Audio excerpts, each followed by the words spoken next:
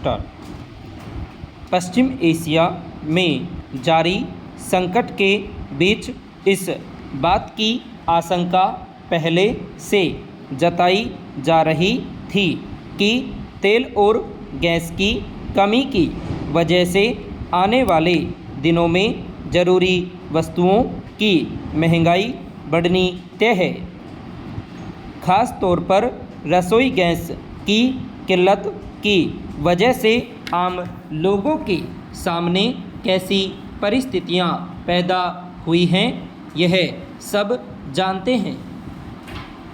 इस दौरान देश में ईंधन, बिजली और कच्चे तेल की कीमतों में उछाल की वजह से थोक महंगाई दर अप्रैल में 8.3% दर्ज की गई, जो मार्च में 3.88% थी।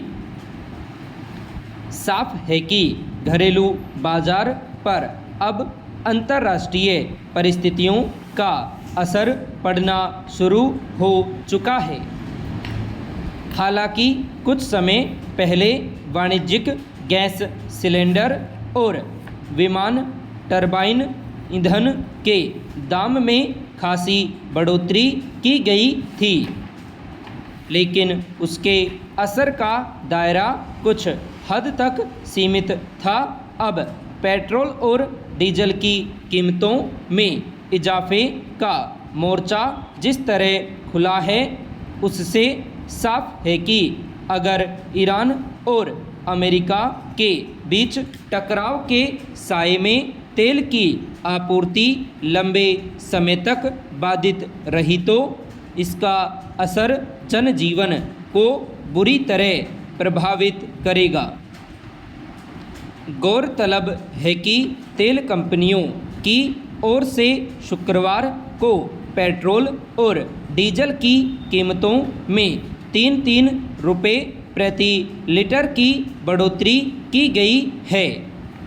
वहीं सीएनजी की कीमत में भी 2 रुपये प्रति किलोग्राम का इजाफा किया गया। पैरा जाहिर है, ईरान पर इजराइल और अमेरिका के साझा हमले के बाद वैश्विक स्तर पर ऊर्जा कीमतों में जिस तरह की तेजी आई है, अब तेल कंपनियां आम उपभोक्ताओं पर भी उसका बोझ सीधे डालना शुरू कर चुकी है। यूं अब ईरान ने हॉर्मुज जलमार्ग को बाधित किया था और दोनों पक्षों की ओर से एक दूसरे के तेल शोधन केंद्रों और ठिकानों पर मिसाइल दागे गए। तभी से यह साफ था कि इसका असर दुनिया भर में होने वाली तेल और गैस की आपूर्ति पर पड़ेगा और नतीजतन सभी क्षेत्रों में महंगाई बढ़ेगी। खास तौर पर उन देशों में ज़्यादा मुश्किल पैदा हो सकती है जहां तेल और गैस की आपूर्ति को सहज बनाए रखने के विकल्प सीमित है। दरअसल हॉर्मुज जलमार्ग से दुनिया भर में लगभग 20 से 25% तेल और गैस की आपूर्ति होती है और इसी वजह से इसके बाधित होने के प्रभाव का अंदाज़ा लगाना मुश्किल नहीं है। स्वाभाविक रूप से भारत में भी तेल और गैस की कमी पैदा हुई। पैरा हालांकि अमेरिका की ओर से लगाई गई शर्तों के बीच भारत ने रास्ता निकालने की कोशिश की थी, लेकिन अब युद्ध से उपजी जटिलता जैसे जैसे लंबी खिंचती जा रही है, वैसे वैसे विकल्प भी सिमटते जा रहे हैं। यह छिपा नहीं है कि डीजल के दाम में बढ़ोतरी के साथ ही माल ढुलाई की कीमत बढ़ती है और उसकी वजह से सभी ज़रूरी उपभोक्ता वस्तुओं की महंगाई में बढ़ोतरी होती है।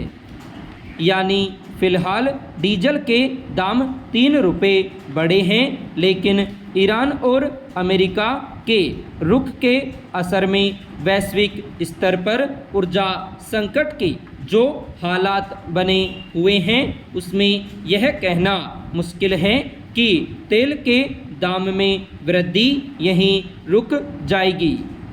ऐसी स्थिति में अगर खाने पीने से लेकर ज़रूरत की हर चीज़ की कीमतें बेलगाम हुई तो यह एक स्वाभाविक परिणति होगी। अमेरिका और ईरान के बीच तनाव की वजह से उपजे ऊर्जा संकट में ज़रूरत इस बात की है कि सरकार अंतर्राष्ट्रीय स्तर पर तेल और गैस की उपलब्धता वाले देशों के साथ कूटनीतिक संवाद स्थापित करें और देश में गहराती मुश्किल को कम करने के लिए पहलकदमी करें। पैरा निर्वाचन आयोग एक स्वायत्त एवं संवैधानिक संस्था है जो चुनावी प्रक्रिया का संचालन करने के लिए उत्तरदायी है। यही वह संस्था है जो लोकतंत्र के मूल तत्व को जिंदा बनाए रख सकती है। मगर पिछले कुछ वर्षों से निर्वाचन आयोग की कार्यप्रणाली पर जिस तरह से सवाल उठ रहे हैं, उससे उसकी विश्वसनीयता संदेह के घेरे में आ गई है। दरअसल कोई भी प्राधिकरण तभी स्वायत्त और निष्पक्ष हो सकता है जब उस पर कोई बाहरी दबाव न हो और उसके पदाधिकारियों का चयन भी लोकतांत्रिक प्रक्रिया के तहत निष्पक्ष तरीके से किया जाए। निर्वाचन आयोग में नियुक्तियों को लेकर कई स्तर पर आरोप लगते रहे हैं। अब सर्वोच्च न्यायालय ने भी इस पर महत्वपूर्ण टिप्पणी की है।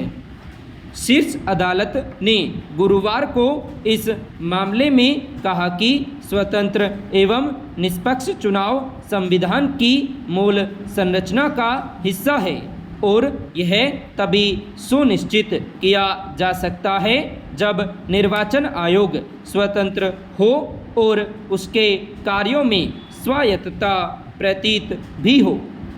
पैरा गौरतलब है कि वर्ष 2024 में लागू किया गया मुख्य निर्वाचन आयुक्त और अन्य निर्वाचन आयुक्त नियुक्ति सेवा की शर्तें और कार्यकाल अधिनियम 2023 में यह प्रावधान है कि निर्वाचन आयोग में आयुक्तों की नियुक्तियां राष्ट्रपति द्वारा चयन समिति की सिफारिश के आधार पर की जाएगी।